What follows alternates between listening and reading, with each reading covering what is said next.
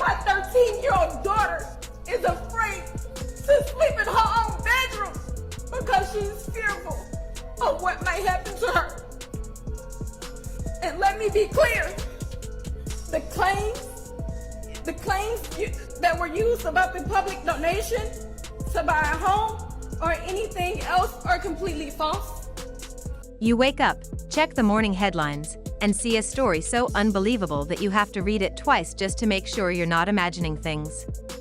Karmelo Anthony's parents, the same couple who used to walk confidently into court wearing expensive designer coats and custom-tailored suits, have just filed for bankruptcy.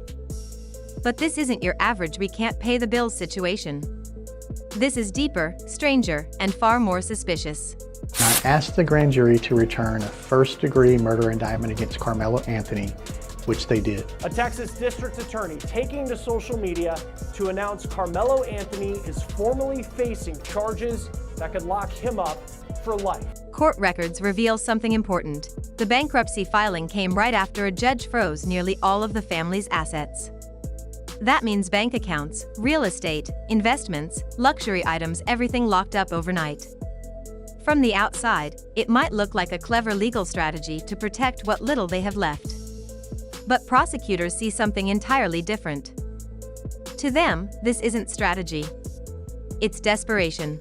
Metcalf were both football stars at their Texas high schools. Metcalf was taking recruiting visits at some big schools like Arkansas. He planned to play at the next level, and Anthony also posted on social media that he was receiving scholarship offers to go play college football. A last-ditch attempt by a family that's neck-deep in legal trouble to protect whatever they can before it's too late.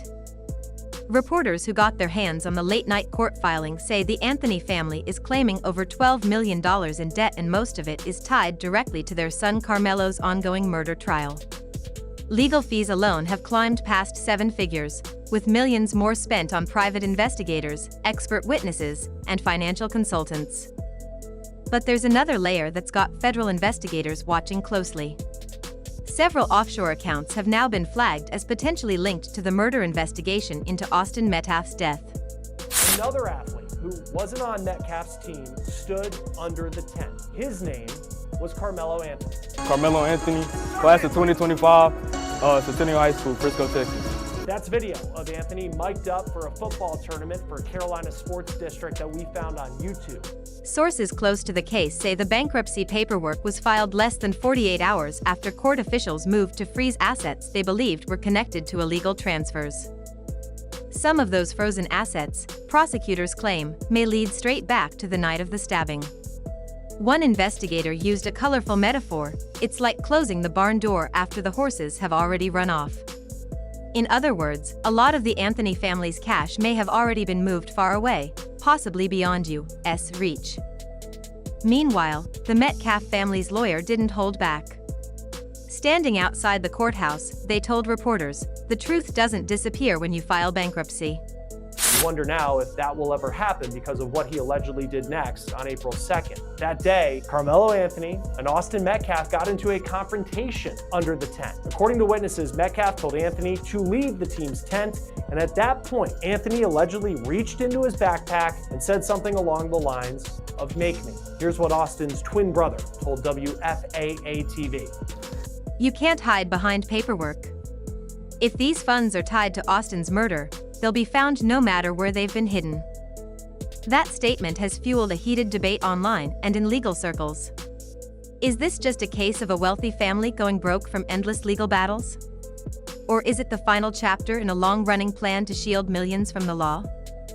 With the bankruptcy filing now public, the big question is, what will investigators uncover when they follow this financial trail all the way down to zero? Inside the courtroom, the atmosphere is tense. There was this kid, before I knew his name now, this kid was sitting under our tent at track. We asked him to move. He started getting aggressive and talking reckless. And my brother stepped in and said, "You need to move." And he's like, "Make me move." Austin grabbed his backpack. The kid, I tried to whip around as fast as I could, but I didn't see the stab.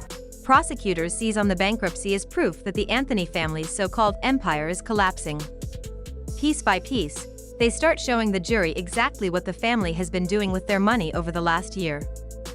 They point to unusual activity, sudden large cash withdrawals, wire transfers to obscure accounts, the quick selling of assets that had been in the family for decades. We're talking about expensive vehicles, rare sports memorabilia, and high-end jewelry. One court document even shows that just 3 weeks before the bankruptcy filing, the Anthonys sold a Florida vacation home for well below market value. The buyer? A shell corporation in the Cayman Islands with no public records of directors or actual business activity. Prosecutors argue that this wasn't a coincidence, it was part of a clear pattern of moving assets out of reach before the freeze order could trap them. The defense pushes back, saying the property sale was simply to raise money for legal fees, nothing more. But when you line up the dates, the timing looks more like strategy than bad luck.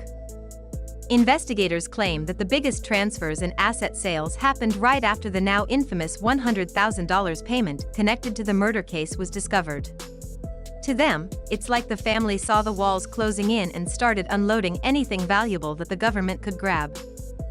On the opposite side of the courtroom, the Metcalf family sits silently. Their attorneys jot down notes every time another asset or account is mentioned. For them, this bankruptcy is more than a financial filing, it's proof that the Anthony family's untouchable public image is breaking apart under the pressure of public opinion and federal investigation. The real question now isn't just why they filed for bankruptcy, it's what's going to happen when investigators start peeling back the layers on shell companies, rushed sales, and offshore entities.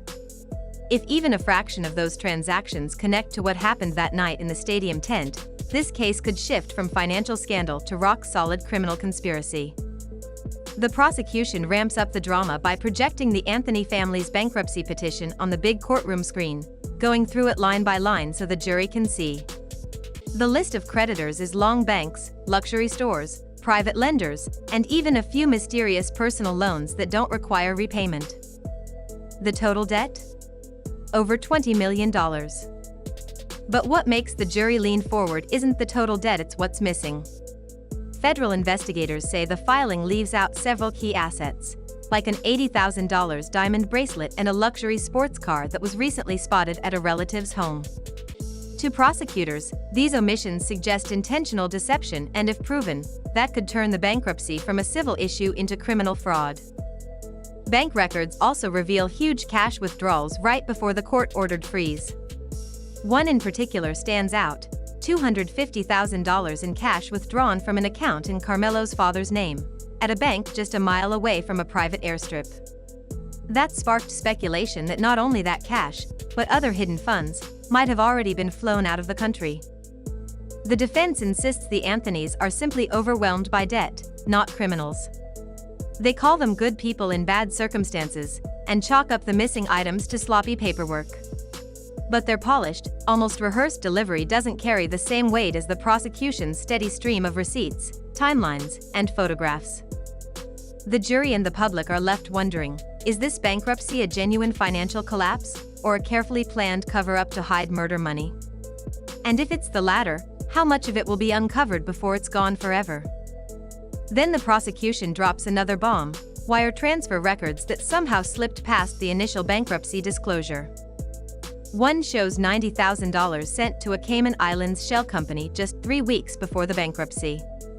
Another shows $45,000 sent through a Nevada LLC that has no record of doing any business. Both transfers trace back to the same attorney, a specialist in shielding wealthy clients' assets when they're under legal attack. The timing is damning. These transfers happened after the Anthony family was already drowning in legal bills and just days before the judge ordered their accounts frozen. Prosecutors say the goal was obvious: move as much money out of reach as possible before the hammer fell. A forensic accountant takes the stand and explains that this type of last-minute transfer to offshore or unknown entities is a classic way to hide assets. She highlights one shocking detail: the Cayman Islands company was created less than 48 hours after news of the $100,000 payment tied to the murder plot broke. The defense tries to spin it, claiming the money was part of a pre-existing business investment. But when prosecutors show side-by-side images, one of Karmelo's mother boarding a private jet, and another of the transfer confirmation on her phone, the courtroom mood shifts. Outside, reporters are buzzing, trying to summarize two explosive headlines: a high-profile murder trial now linked to a crumbling business empire. Inside, the question is more personal. Are Karmelo Anthony's parents actually broke? Or are they pretending to be while millions sit safely hidden? The next witness could be the turning point. She's a former employee of the Anthony family's real estate business, someone who managed their finances for years. Her voice trembles at first, but steadies as she tells the court what she saw. Just days before the bankruptcy filing, she was told to delete certain digital files and shred paper documents related to overseas accounts. The order didn't come directly from Karmelo's parents, it came from their longtime financial advisor, a man already under federal investigation for helping clients file fraudulent bankruptcies. When she hesitated, she got a phone call from Karmelo's father himself. His message was short: stay loyal. Prosecutors pounce on that phrase, telling the jury that in this context, stay loyal means stay quiet. In their view, silence here isn't about protecting family, it's about protecting millions of dollars and avoiding prison time. Then the prosecution puts up a timeline that looks like something from a crime thriller. Day 1, hire a bankruptcy lawyer. Day 3, transfer $250,000 to an account in Dubai. Day 4, erase digital folders. The implication is clear: this wasn't panic. It was a plan. And if that plan ties even partially back to Austin Metcalf's death, the Anthony family's legal problems are about to get much worse. Filed for bankruptcy on the 6th day. By the 7th day, the court had ordered every asset they owned to be frozen. To anyone paying attention, the overlap was impossible to ignore. The jurors saw it. The public saw it. And social media lit up almost instantly. Screenshots of the bankruptcy timeline were being shared everywhere. Hashtags calling the family fraud in designer suits started trending. Viral polls popped up asking one blunt question: should the Anthonys face more criminal charges for hiding assets? And now the conversation had shifted. No one was asking if the Anthony family was broke anymore. Instead, people were asking something sharper: was this bankruptcy just another calculated move in a long string of lies? Would you believe them if they swore they had nothing left? Or does this feel like watching a family play an advanced game of chess while the rest of the world still thinks they're playing checkers? Inside the courtroom, the head bankruptcy trustee takes the stand. His voice is clear and cold, every word deliberate, each sentence landing like a hammer blow. He explains to the jury how asset freezes work. When a court freezes assets, he says, the goal is to preserve the financial picture exactly as it is: no sudden transfers, no large withdrawals, no last-minute purchases. Everything stays still so the truth can be seen clearly. But in the Anthony case, the trustee says, that picture was already blurred before the freeze even started. According to his report, in the 48 hours before the bankruptcy filing, the family spent tens of thousands of dollars on luxury goods, a brand new SUV, expensive jewelry, and a designer wardrobe. None of these purchases were disclosed in the bankruptcy papers. These aren't oversights, the trustee tells the court. These are intentional omissions, deliberate attempts to keep assets away from creditors. The gallery murmurs, restless. It's one thing to be in debt. It's another thing entirely to look a federal judge in the eye and say you're broke while hiding a driveway full of new toys and closets stacked with designer clothes. Prosecutors suggest these purchases weren't just random spending, they were a way to move cash into assets that are harder to track or seize. Jewelry and high-end clothes can be tucked away. A luxury SUV can be titled in someone else's name. Then the tension in the room rises another notch when an email surfaces allegedly written by Karmelo's mother to her sister. The line that makes everyone's stomach drop: once it's in the house, they can't take it. The defense immediately objects, saying the quote is taken out of context. But it's too late. The words hang in the air, shaping a new image of the Anthonys not as a desperate family trying to survive, but as a calculating one, plotting how to keep their comforts even while claiming financial ruin. Outside, the scene is chaotic. Protesters hold handmade signs reading, "Bankruptcy is not a game and justice for the Metcalf family." The steps of the courthouse have become a battleground between those who defend the Anthonys and those who believe they're masterminds of manipulation. Inside, one thing is becoming clearer with every passing hour: this case is no longer just about money. It's about how far the Anthonys are allegedly willing to go to hold on to power, influence, and their way of life. Is this raw desperation? Or is it deliberate, cold-blooded manipulation? Late in the afternoon, the judge reads the final motion of the day. His voice is steady, but the weight of the words makes the air in the room feel heavier. The court has officially hired a forensic asset recovery team. Their job? To dig into every single corner of the Anthony family's financial world. That means every bank account, every safe deposit box, every piece of property, whether it's in the U.S. or hidden halfway around the world. This team won't just look at bank statements. They'll dig into cryptocurrency wallets. They'll trace deeds on properties registered under distant relatives' names. They'll pull business records on offshore companies. No stone will be left unturned. For the Anthony's defense team, the announcement is a nightmare. At the defense table, lawyers scribble furiously in their legal pads, fully aware that if investigators find hidden assets, this will no longer be a bankruptcy case, it will become a criminal case. And the stakes? Prison time. The moment that hits hardest comes when the prosecution plays a short, grainy clip from the Anthony family's own home security footage. The timestamp shows it was taken just 2 days before they filed for bankruptcy. In the dead of night, several large boxes are loaded into a van. The footage isn't crystal clear, but the movement is unmistakable. Prosecutors tell the court these boxes contained valuable personal items moved out of the home before the asset freeze went into effect. The defense claims it was personal belongings being moved for storage. But for the jury, the image is hard to shake: a wealthy family moving valuables under the cover of darkness, right before their accounts and property would be locked down. When the judge finally strikes the gavel to adjourn, the courtroom buzzes with energy. Outside, reporters swarm the hallway, firing off questions that the Anthonys refuse to answer. The Metcalf family quietly slips out a side door, avoiding the crowd. Later, their lawyer speaks to the press. His words are short, but heavy: justice is coming, one way or another. By the time evening hits, the headlines have shifted again. This isn't just the slow financial collapse of a once powerful family. This is a public unmasking, a breakdown of their carefully crafted image, replaced with a portrait of secrecy, manipulation, and possibly even criminal intent. The narrative has changed.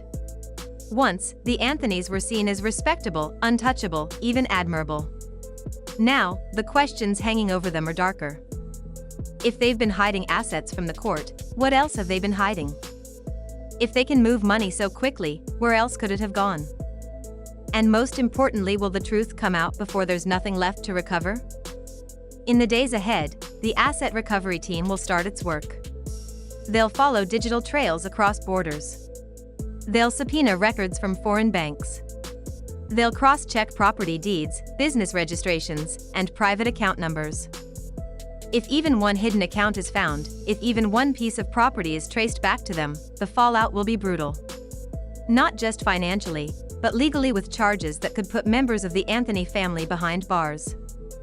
And as the public watches, the drama keeps unfolding in real time.